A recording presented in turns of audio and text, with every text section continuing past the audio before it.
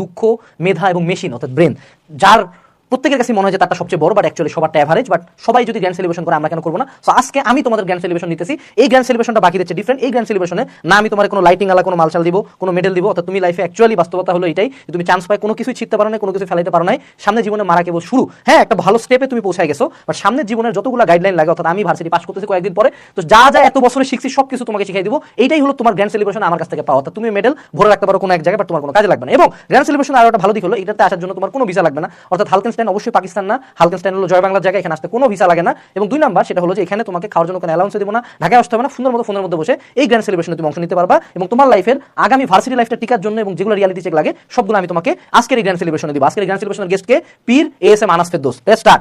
Point number 1, প্রিয় মুরিদেরা, reality check. তোমাদেরকে reality check দেয়। এতদিন তোমাদের গ্র্যান্ড সেলিব্রেশনে কি কারণে ডাকা হয়েছে? তোমার কোন ইউনিভার্সিটিতে পজিশন কততম, তাই না? বাট কয়েকদিন পরে, অর্থাৎ বুয়েটে যেদিন আমাদের প্রথম ওরিয়েন্টেশন হয়েছিল, একজন স্যার এই কথাটা বলছিল এবং লাইনটা আমার কানে এখনো বাজে।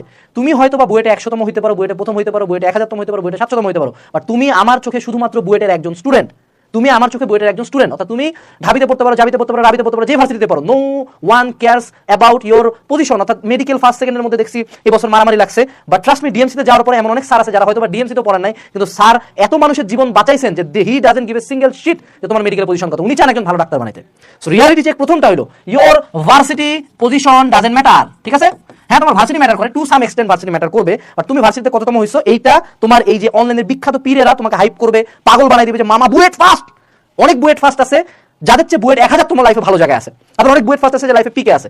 It doesn't matter. ভার্সিটি লাইফে যে যত হার্ড ওয়ার্ক করবে সে অনুপাতে ফল পাবে, not because of his varsity position. এবং খুব জলদি যখন ভার্সিটিতে ক্লাসটা শুরু হবে, তোমার ব্যাচমেটরা, তোমার ফ্রেন্ডরা তোমাকে এটা খুব ভালো মতো রিয়েলাইজ করাই দিবে, your varsity position, your admission position doesn't mean shit. এবং আমি আমার লাইফে খুব বাজেভাবে এটা শিখছিলাম, কারণ আমি আমার পজিশনে খুব ব্র্যাক করতাম, আমাকে আমার ব্যাচমেট একদম সুন্দর মতো ভরে দিয়েছিল। বাস্তবতা এটাই। 2 নাম্বার, ভার্সিটি প্রায়োরিটি, বা এটাকে বলা হয় হলো ইনস্টিটিউশনাল প্রাইড। Institutional pride.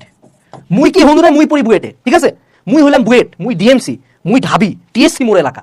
এই যে একটা যে ইনস্টিটিউশনাল প্রাইড থাকে, পাবলিকে পড়ি, প্রাইভেটকে নিয়ে মেলা আইরনি আমিও করি, ব্র্যাক এনএসইউকে মেলা পচাই, বাট খুব জলদি, বেশি না, এখন বুঝবা না, মোটামুটি ইনস্টিটিউশনাল প্রাইডটা থাকে 6 মাস।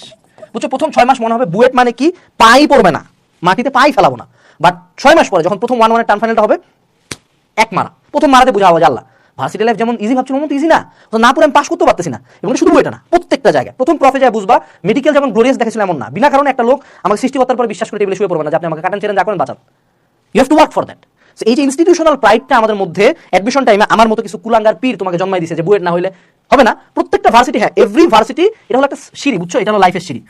সেটুসে যে বুয়েট সেইখান থেকে স্টার্ট করছে, সেটুসে যে ঢাবি সেইখান থেকে স্টার্ট করছে, সেটুসে যে মেডিকেল সেইখান থেকে স্টার্ট করছে, বাট দ্যাট ডাজন্ট মিন যে তুমি যদি এখানে বসে থাকো তুমি তার উপরে উঠে না। ধরো সেটুসে কেউ এনএসইউ বা ব্র্যাক থেকে স্টার্ট করছে, ও ঢাক ঢাক ঢাক ঢাক করে পরিশ্রম করে এই জায়গায় চলে গেছে, দ্যাট ইজ সাকসেস। অর্থাৎ ইনস্টিটিউশনাল প্রাইড খুব জলদি তোমার ভাঙে দেওয়া হবে। এবং